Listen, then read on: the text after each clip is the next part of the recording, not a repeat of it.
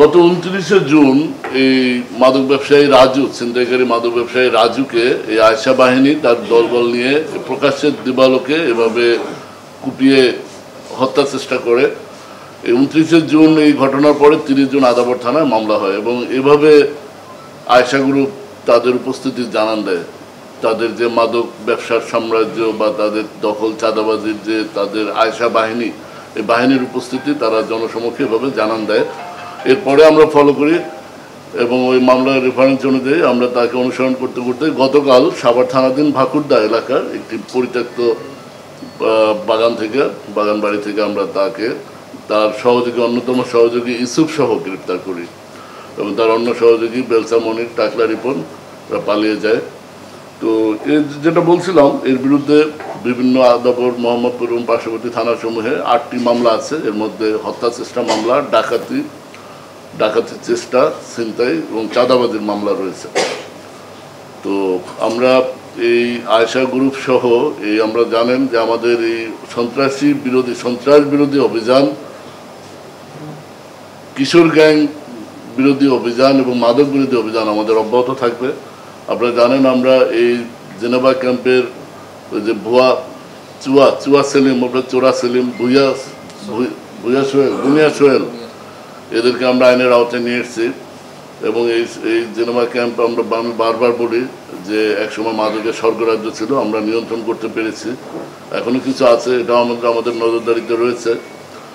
আর এই মোহাম্মদপুরে একসময় এই কিশোর গ্যাংয়ের যে দৌরাত্ম্য আপনারা দেখেছেন, এই যেভাবে দিনে দুপুরে প্রকাশ্যে যখন কোপায় মানুষকে এই কুপিয়ে নৃশংসভাবে হত্যা চেষ্টা চালায়, এটা মানুষের মধ্যে সমাজে একটা আতঙ্ক জনমনে তৈরি করে। এই অপরাধীদের কোনো ছাড় নেই। অ্যান্টিব্যাকটেরিয়াল অ্যাডিটিভ যুক্ত সেরা ওয়াটার ট্যাঙ্ক বিশুদ্ধ পানিতে ব্যাকটেরিয়া জন্মাতে দেয় না।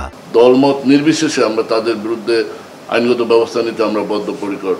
আমাদের কথা এবং কাজ আপনারা দেখেছেন, আমরা সন্ত্রাসীদের বিপক্ষে।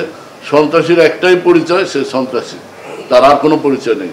যেখানে তাকে পাবো আমরা তার বিরুদ্ধে আইনগত ব্যবস্থা গ্রহণ করব।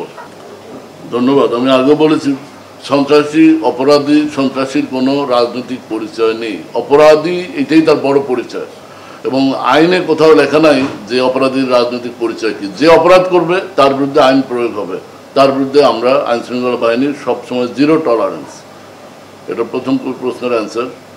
দ্বিতীয় প্রশ্ন, আমরা শ্যামলীতে যে ছিনতাই ঘটনাটা ঘটেছে, এটা ভিডিওটা ভাইরাল হয়েছে, আমরা এটা অবগত আছি, আমরা এটা নিয়ে কাজ করছি এবং উল্লেখযোগ্য অগ্রগতি রয়েছে।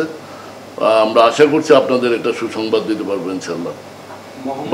বাট এটা আসামি গ্রেপ্তারের তদন্তের স্বার্থে বাকিটা বলছি না। সম্ভব হয়েছে। এই বাহিনীর বিষয়ে বলতে গেলে হয় কি, এই যেমন আয়শা বাহিনীর অস্তিত্ব আগে ছিল না। এ ছিল কুচঘাটা আনোয়ার গ্রুপের একজন সহযোগী এবং সে আদাবর থানাধীন বাইতুল আমান হাউজিং এরিয়া এবং তার আশেপাশে এরিয়াটা এই আয়শা কন্ট্রোল করত। এখানের মাদক ব্যবসা, এখানে চাঁদাবাজি, এখানের দখল, এখানে ছিনতাই, এখানের কিশোর গ্যাং, এগুলো আয়শা কন্ট্রোল করতো এবং এর বকরা আনোয়ারকে দিত।